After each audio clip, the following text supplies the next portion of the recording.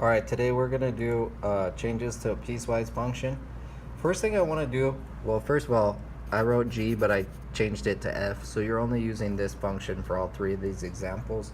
I do want you to actually do these and bring them to class. I'll give you a grade on that. So bring this to class with you on Friday. So how am I going to do this? I want to show you how to write a piecewise function first.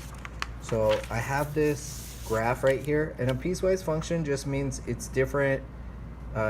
Each part of the graph is a different piece of a function, hence the name. So this one is a quadratic, obviously. It's a quadratic that has a vertex right here at -3, 1, 2, 3, 4, 5, -5, -3, -5. So I know from what we did earlier that the changes to the function that's going to be x plus 3 squared minus 5. And then I'm going to look at the change going up and over. So up 1 over 1, over 2, up 4, no, over 3, up 5.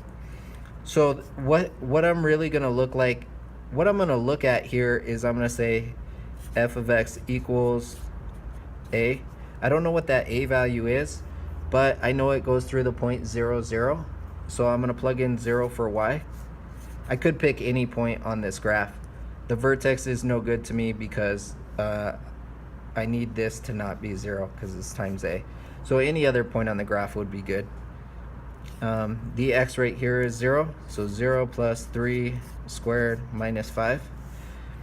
I'm going to add the 5 over. 5 equals a times 0 plus 3 is 3 squared.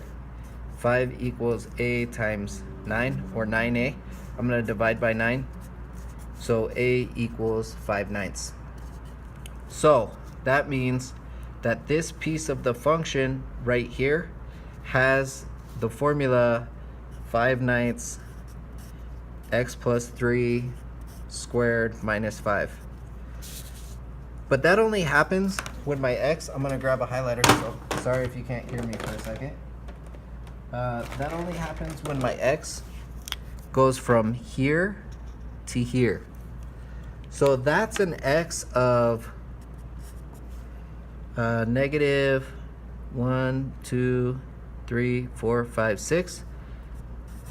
It's a closed circle, so that's -6 is less than or equal to x, which is less than, it's also a closed circle right here, or equal to 0.